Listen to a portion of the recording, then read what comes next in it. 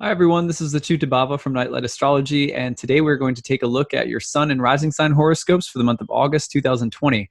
In this video, we'll be taking a look at the water signs, Cancer, Scorpio, and Pisces. So let's go ahead and have a look. A few notes about this month's astrology.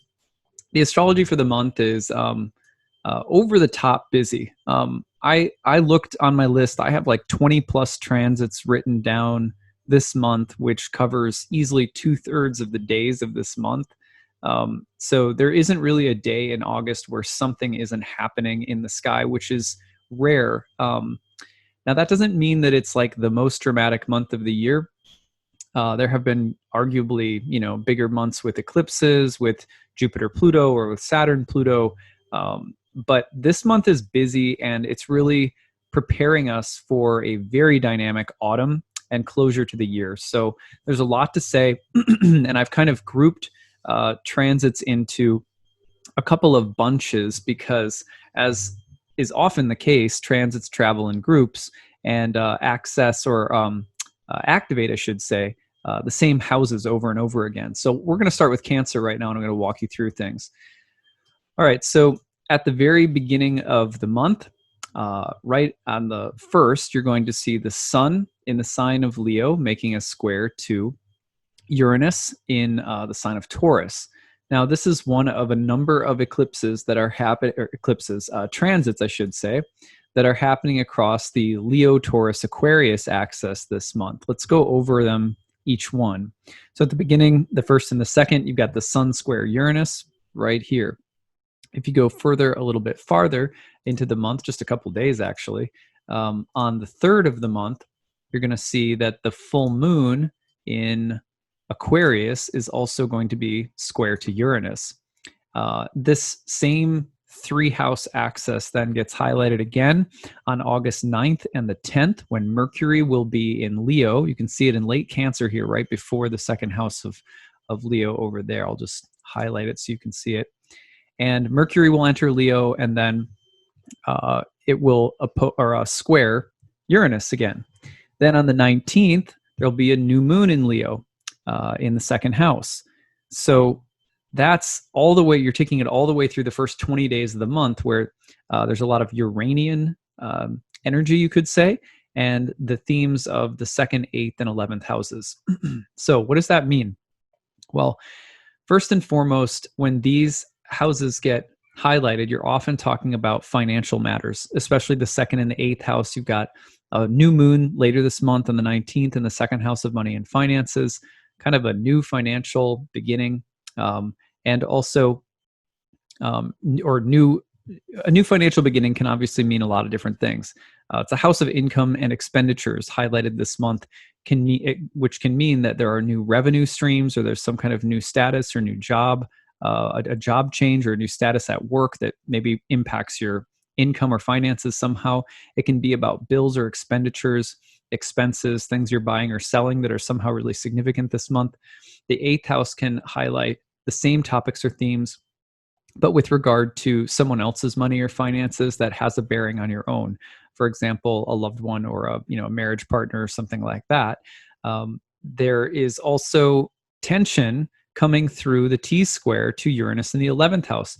Now, the 11th house is going to be about if we put it in terms of the financial theme, this has to do with the way in which assets or resources in your life, as well as debts and obligations or expenditures, have something to do with a group of people, a greater group of people, like a community that you belong to, a professional community, a group of friends, an organization, your social life.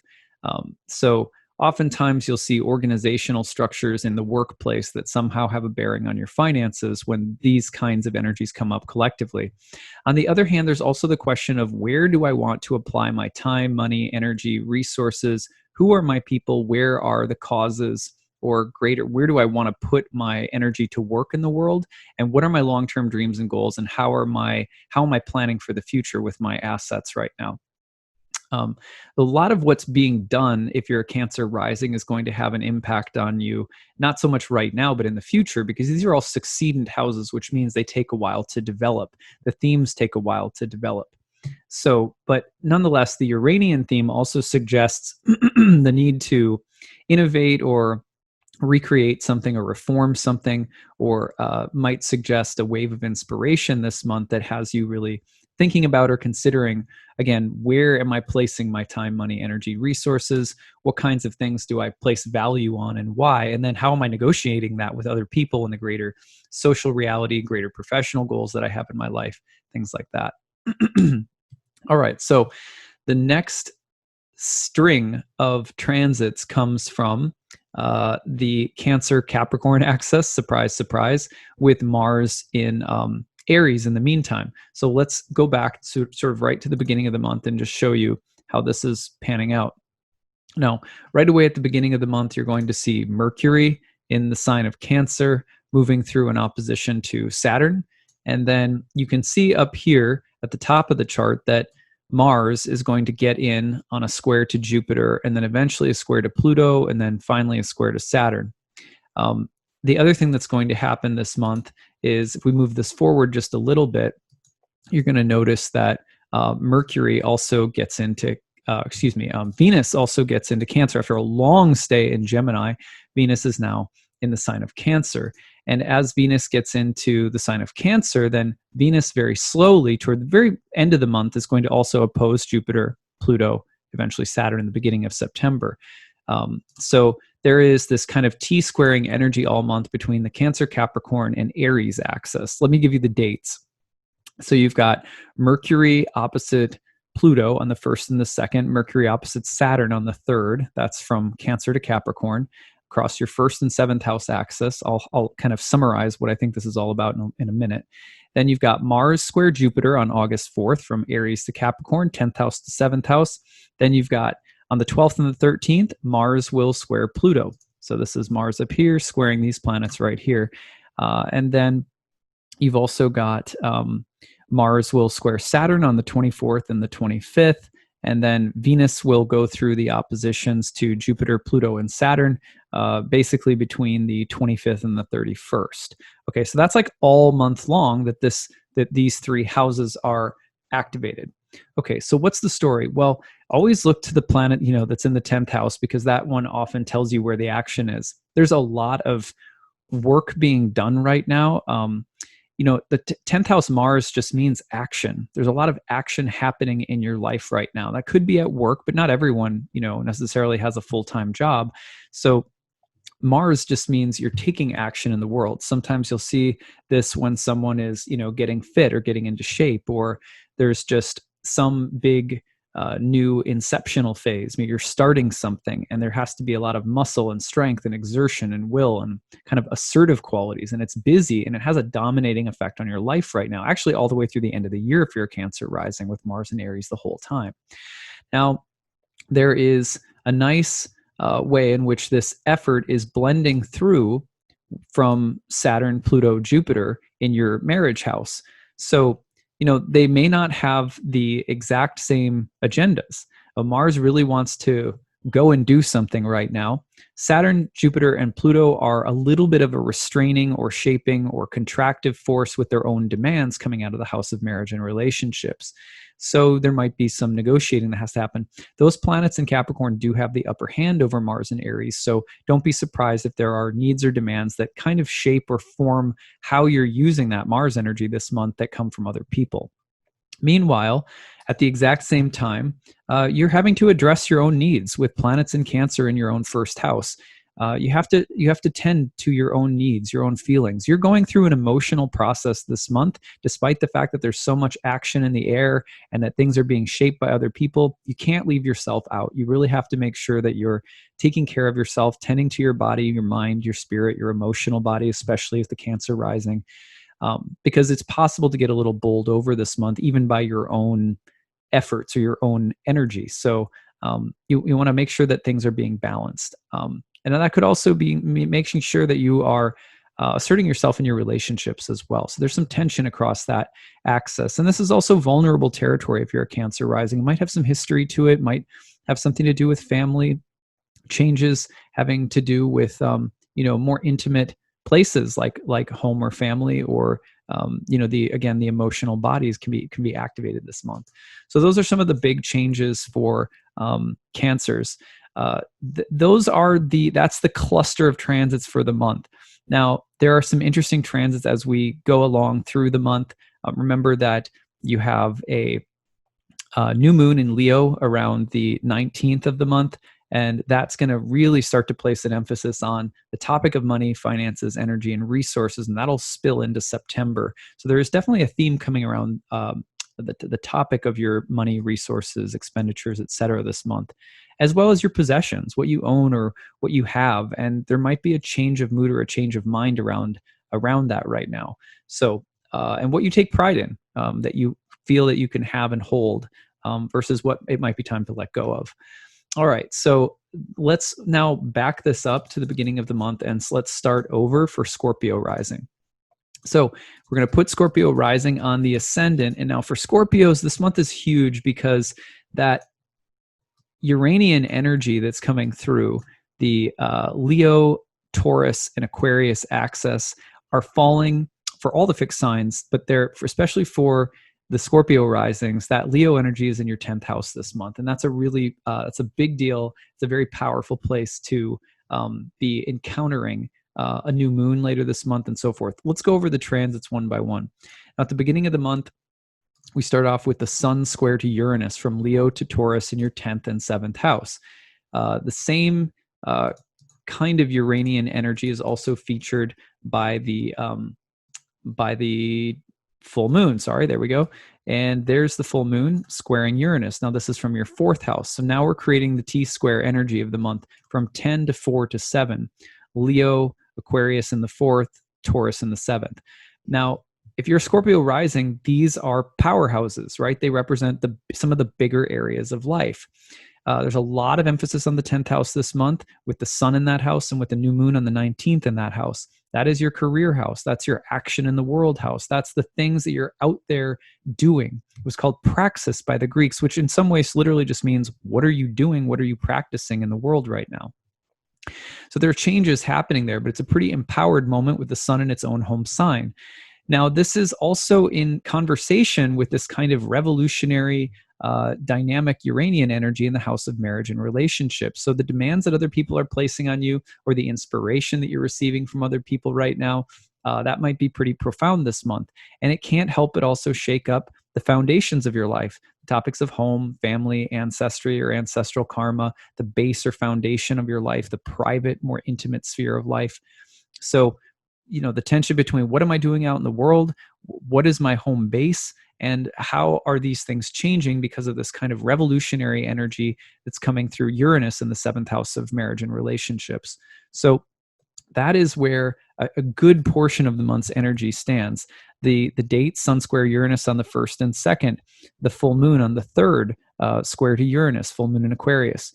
By the 9th and 10th, Mercury will get into Leo and square Uranus and Taurus again. And then the new moon in Leo will come through on the 19th. So it's just those houses are just getting lit up over and over again the first 20 days of the month.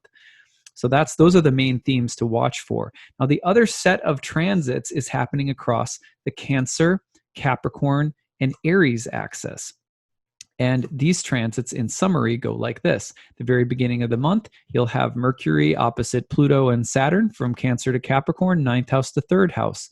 There's a little T-square in there from Mars. Mars is at the beginning of the month. Right around the 3rd and 4th is going to be squaring Jupiter. And then if you go forward from there, you've got Mars square to Pluto on August 12th and 13th, from Aries in the 6th to Pluto and Capricorn in the 3rd. And then you're going to have, Mars is going to square Saturn from Aries to Capricorn on the 24th and 25th.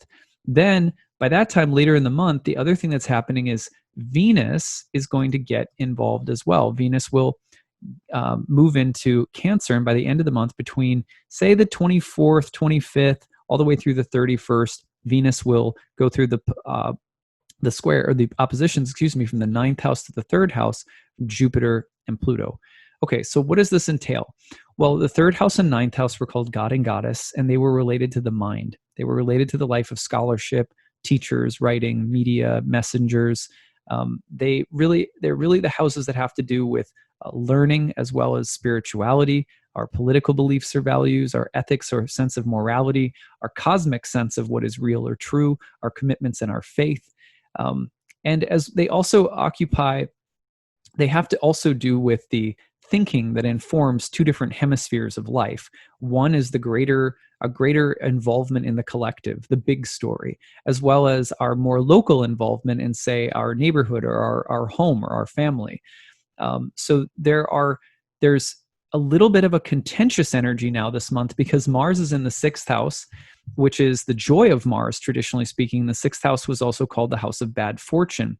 Now, Mars, it sounds bad right away, but Mars was a planet of action, but also of strife, meaning hardship, difficulty, work, sweat, blood, labor, tears, the kind of stuff that's not fun, but it's the part of the labor of life. If you want to get in shape, you have to work out.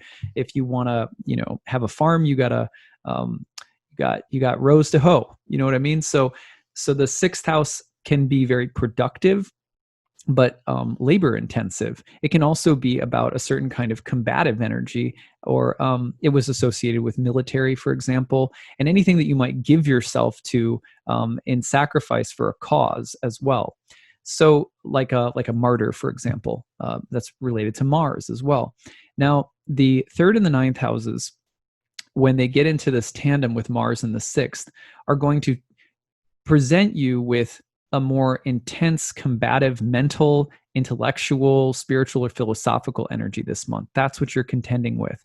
And it's going to be informing those other areas of life that we talked about. So in the backdrop of the changes happening, let's say in relationships around maybe your home or domestic life, or your out in the world professional life, is some kind of intellectual or paradigm shift. And there is maybe some debate or confrontation, or just an edgier, more confrontational energy in general that you need to be aware of. And that's kind of what you're dealing with this month. Now, it could be a month where you're really putting your beliefs into action somehow, which might be, a really sort of positive thing. So it's not like it's necessarily a bad thing, but you do want to be careful, because it's easily a month where you could feel like there's more on the line than there is, or kind of charge into battles that aren't, as real as you think they are. And also, it may not be the best time to get into a casual conversation about theology or religion, like over dinner or something with people that feel differently.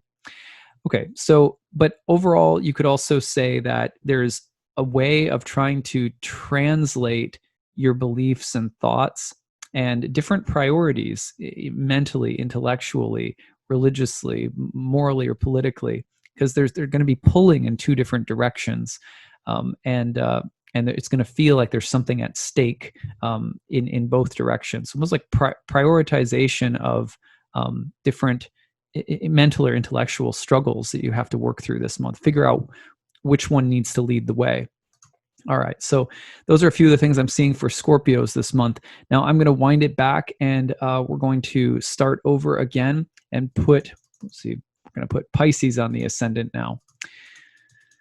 Okay, so if you are a Pisces rising, you are experiencing the fixed energies of the month and the Uranian energies of the month from your 12th to 6th to 3rd houses. So let's talk about that house axis, but let's mention the dates first.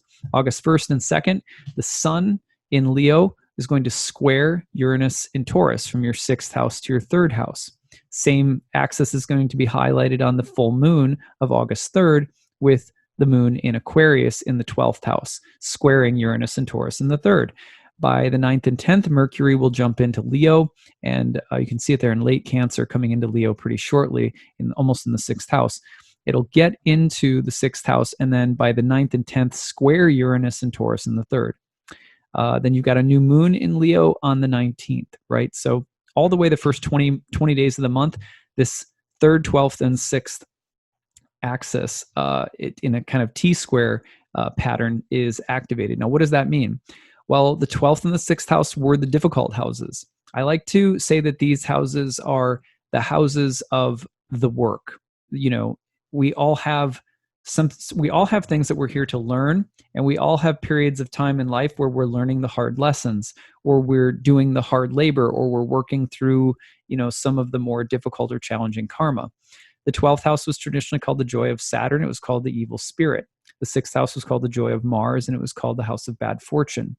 Now, interestingly, the 3rd house was called goddess, and it has a lot to do with the let's call it the energy and the mental quality of the atmosphere in our most immediate environment. It's like your home, your family, your neighborhood, stuff like that. You're kind of like the domestic sphere of life or the nearby sphere of life, and all of the things that are percolating, all the conversations and thoughts that are surrounding that area of life, as well as the kind of, values that inform the way that that sphere of life operates. It's close to home stuff, though. That's why it's the house of siblings as well. Now, with Uranus in that house, creating the T-square to houses 12 and 6th, what I would imagine is going to happen for Pisces rising this month, there's going to be a certain amount of unexpected, erratic, unpredictable environment or thinking in the immediate sphere of life. Okay, so for example, let's say that you're a parent and you have kids in high school, and one of them decides suddenly one day that they want to join a roller derby team, and and they start like listening to punk music and whatever. I'm just making something crazy up, but and if you listen to punk music and you're on a roller derby team, all good. So but like, you want to like something in the immediate sphere of life is being really shaken up. There are new ideas. People around you and the family right around you are somehow doing something that's outside of the box. So there's energy in the immediate sphere that is challenging the status quo. And this could be somewhat difficult. This could be the feeling of that this is affecting you personally and creating the need for some kind of greater change. Now, the 12th house as the house of evil spirit really was about any kind of influence that either confuses us or that might treat us poorly. For example, people who are misunderstood, kicked out, ostracized, abandoned, orphaned, or people who are considered heretics belong to the 12th house, not because they're evil, but because, there's some malefic spirit that's persecuted them, perhaps. Like that people can be mean, right? That's just like, oh, I've been ostracized. So some kind of, unfortunate influence came into my life, and, I'm the black sheep of my family or something like that. Those would be 12th house themes, as well as the potential for there to be a kind of self-destructive energy. So I do myself in somehow. Those would be 12th house themes. Also 6th house themes. 6th house themes can be, the joy of Mars, the house of bad fortune. These are the themes of strife and conflict or difficulty, hardship, stuff that we have to contend with in the environment, right? So you feel those energies around you this month as there is kind of shakeup and revolution in the more intimate spheres of life. Your thinking could be changing, or something in the environment around you, immediate environment, not the big collective, but the small collective around you, is the ground is shifting somehow. And maybe you're changing, but you're trying to figure out the best way of instantiating some changes without, annihilating everything around you, or trying to manage the needs of other people around you, even if they may not be on the same page. Okay, so that's some of what's going on this month if you're a Pisces rising. The second set of transits is happening across the Cancer, Capricorn, and Aries axis. And you can see this happening at the very beginning of the month. I'll just highlight these for you. At the beginning of the month, Mercury is finishing in opposition to Pluto, opposing Saturn. And then as the month goes on, you're going to see Mars is getting in on it too. Mars will, at the very beginning of the month, is squaring Jupiter. And then I'll just run down the dates for you. These are the three areas that you can see: your 11th house, your 5th house, and your 2nd house. So the 1st and the 2nd, Mercury opposes Pluto. The 3rd and the 4th, Mercury opposite Saturn.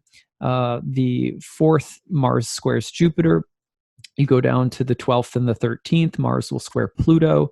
Then you get down to the 24th and 25th of the month, Mars will square Saturn. And then by the end of the month, Venus is going to be entering Cancer as well. So just push it forward a little bit. You can see Venus will enter Cancer right around the 7th. And then by the end of the month, the 24th through the 31st, Venus will go through the oppositions to Jupiter and Pluto. So, again, just how do you take that together and create some kind of synthesis for the whole month? Look at the house topics. So 11, 5, and 2. Now, the good thing about 11 and 5 is that these are pretty much the polar opposite to 6 and 12. 11 was called the house of good spirit. 5 was called the house of good fortune, the joy of Jupiter in the 11th, the joy of Venus in the 5th. And the second house is related to money, finances, resources, income and expenditures, movable possessions, things like that. This is really interesting. So if we imagine there's some kind of shakeup in the environment, it's not altogether easy. This is the silver lining. Yeah, there are changes happening. They could be happening within organizations or groups specifically that you belong to. They could be impacting longer term plans or dreams or goals. Your finances could be affected by this. But also with the 11 and 5, that fifth house was a place of good fortune where there's kind of a sense of good luck, where joy, happiness is featured. So house 5, for example, this month will really demand that there is time being taken out to experience emotional cohesion with others, that there's bonding. It's like if you have kids, it's really good for family time. It's also a way of that there's a message this month about prioritizing the people and emotionally satisfying experiences that really matter to you, the people that matter to you, and the kinds of experiences that really fulfill you emotionally. This is about but it's getting in on a conversation with my larger social values and larger social or professional networks. Am I in the right ones? Are they filling me with joy? Or are they kind of killing my joy? And then there's questions about money and finances. The money and finances piece here is a story for you for the rest of the year because Mars is in Aries with a big long retrograde coming up for most of the year. So from late June all the way to the end of the year, and then with this retrograde period this fall. So that's like, half of 2020 is a story about money and finances. Now, Mars in the second house can be like really entrepreneurial, but again, you're asking questions about at what cost? At what cost do I want to make money? At what cost do I want to start a new business? At what cost do I want to take the new job title? And these are and all of this is also going to impact your immediate environment, right? That's that Uranus in the third house this month, where it's like if there's a new job, you're going to ask, well, what quality of life will it give me? How will it change the way that I do things every day? Will it create greater harmony with the people and things around me, or will it create more challenges, struggles, and stress? And Jupiter, Pluto, and Saturn in the 11th house can be pretty ruthless when it comes to their dreams and goals. Like, I'll do anything, I don't care, sort of Machiavellian with those planets in the 11th. So you're going to have to stay aware of that, because the Cancerian energy in the 5th, again, will keep asking like, yeah, but does this really give me an emotional sense of happiness in life? Am I prioritizing, the kind of life that makes me feel at home? Not that I'm always, grinding and burning and climbing and so ruthlessly ambitious as Jupiter, Pluto, and Saturn want to be in the 11th house. They can really amp that stuff up. And again, if you want to just draw it back one more time, just kind of keep weaving the themes around. This also keeps coming back to the topic of money and finances and resources this month. So those are the big storylines if you're a Pisces rising. So that's what I have for you this month for all of you water signs. I'd love to hear your comments in the chat box. Tell me what's up. Tell me what kind of month you're having. Circle back around as the month goes on. Re-listen to these transits. I'll be diving into each one of them probably, or quite a few of them as the month goes on. So be sure to check back, and you can always tune in more specifically to hear me talk about each of the transits in depth. All right, I hope you have a great month of August. I look forward to seeing you again in September. Take it easy. Bye.